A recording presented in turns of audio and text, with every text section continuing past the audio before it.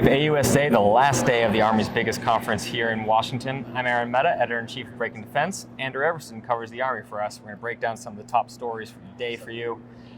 Andrew, one of the things we've heard throughout the whole show is about Ukraine and the influence not just on how the U.S. Army is going to look at operating, but on allies, partners, training, a whole bunch of different angles. What was the Ukraine talk like today? Yeah, so the Army's commander of its 5th Corps in Europe said during a panel session today that the conflict in Ukraine was a quote-unquote historic opportunity for the United States and its European partners in terms of investing in modernizing platforms, training forces together to build a more cohesive and integrated, interoperable allied and partnership army for the future. That's the thing that we've heard a little bit about, how this is a historic moment to be able to kind of change the kind of post-Cold War dynamic where everything's been kind of frozen in Europe. Absolutely. It's been a major talking point for the last couple of weeks, last couple of months, really. And frankly, as the Army through this conference released its MDO doctrine for the way it's going to fight in the future, allies and partners are a huge part of that. They're bringing the allies and partners into Project Convergence, where they try to connect all their new and old equipment to fight on the future battlefield. All right, so speaking of modernization, that's another theme that, not a surprise, big at the conference. What was your big modernization takeaway from today?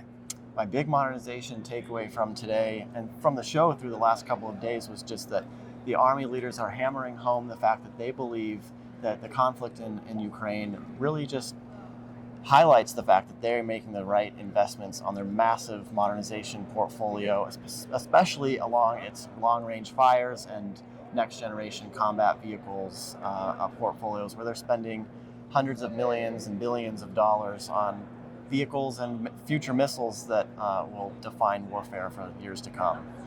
One of the modernization areas that we hear a lot about is UAS, counter-UAS. This has been huge, again, in Ukraine, but we've seen in other conflicts recently, particularly. You walk around the show floor, and everyone's got either a drone or a counter-drone solution, right? And the drones range from this tiny little quadcopters to kind of bigger military systems. You could probably find like a pterodactyl drone somewhere if you look hard enough. So what's the takeaway in terms of countering UAS and how the Army's looking at doing that going forward? Well, the Army's doing a lot of things in that space, and that's why you see when you walk the show floor here at the convention center, weapons ranging from machine guns to take out drones to laser weapons to high-powered microwaves. The Army is demoing these different capabilities out in the desert in Arizona to figure out what exactly they're interested in the future, where these different capabilities fit into their future formations, and really what they're calling it is a layered approach where you have these different solutions on vehicles or at a military post or even on a soldier's back or in the soldier's hands where they can shoot down the drone with a laser weapon. So they're really trying to figure out where in the formation to put all these different counter-drone capabilities in what they're calling a layered approach. You've written about this in the past too, about the fact that trying to take out with one system just isn't going to work as drone technology continues to advance.